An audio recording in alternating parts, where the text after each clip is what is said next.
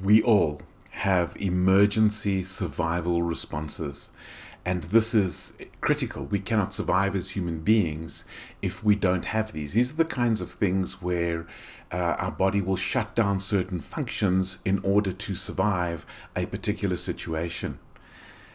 The problem in today's society is we continue to live those out after the event has passed. So today we're going to be talking about those responses, those conditioned responses that we sometimes have to situations and what we can do about it.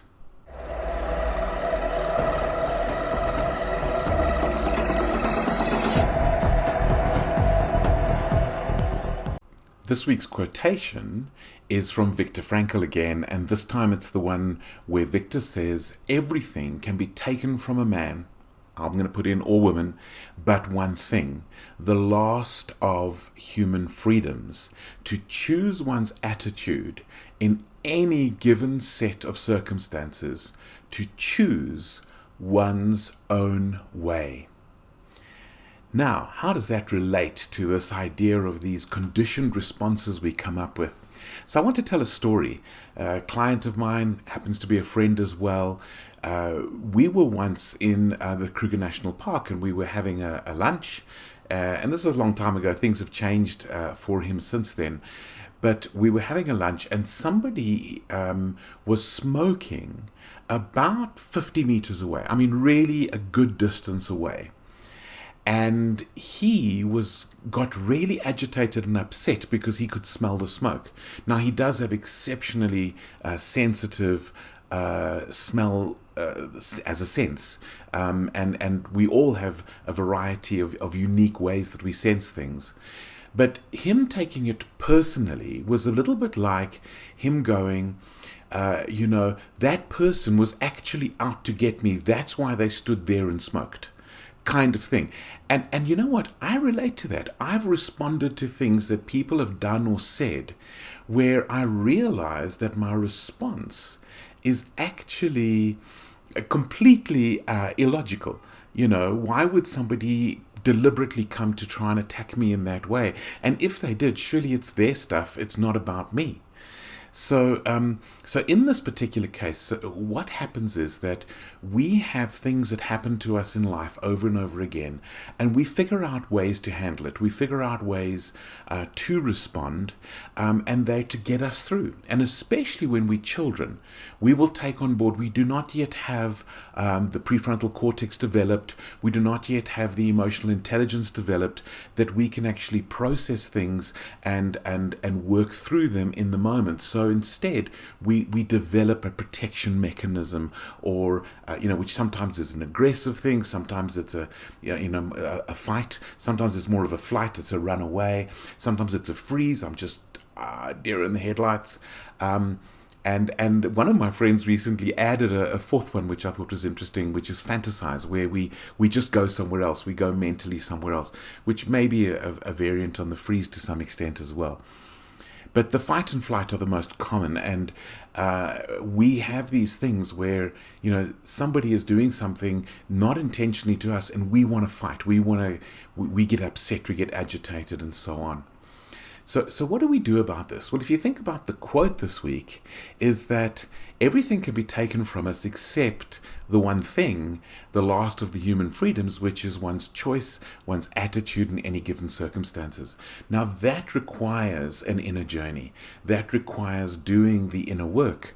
That requires a very powerful emotional intelligence, especially at that first level of emotional intelligence, where we are talking about the self-awareness and the self-management. That's a really important issue, and it's about that whole thing of you arrive home and you had a bad day at work and then you kick the dog, or you have an argument with your spouse on the way to work and then you take it out on one of your team members. That's the opposite of that emotional intelligence, and we do have the freedom to choose, and we can go there. So how do I help my clients with this?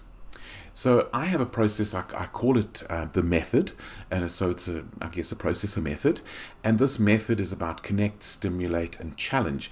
So the connect is, I want to really connect with my people that I'm working with. If it's for me, I want to connect with myself. And so the connection is self and others, or self or others, depending on the scenario we're working with. Then the idea is stimulate. What are some other ways of seeing it? Maybe that person isn't even aware of you when they lit up that cigarette.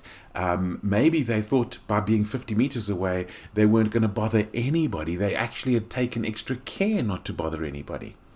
Let's look at some alternate perspectives. Is there another way that you could see this? How would your boss see this? How would your team members see this? How would your staff members see this? How would your customers see this? So, bring that additional perspective in. And so that's the second part of my method. And the third part is the challenge, which is the challenge of, what am I going to do about it? What actions am I going to take? What is my plan? And am I up to and willing to challenge myself to let go, to experience what I'm feeling, and to honor that in my body? I don't want to suppress it, but recognize it, be with it, challenge to do that, and then challenge to release it, to let it go. So that is a little bit of my approach of how I work with people in helping them to have a more conscious mindset where our actions are more chosen, we are more responding than reacting. And that can be so liberating. So what's your story? What are the scenarios where you are unconsciously responding to something? It might be because of a wounding, maybe a childhood wounding. It might be because of a parental conditioning or a societal conditioning or a media conditioning or whatever it might be. What are you going to do to connect, to stimulate alternate perspectives, and to challenge an alternate response? What are you going to do to be a conscious leader or influencer?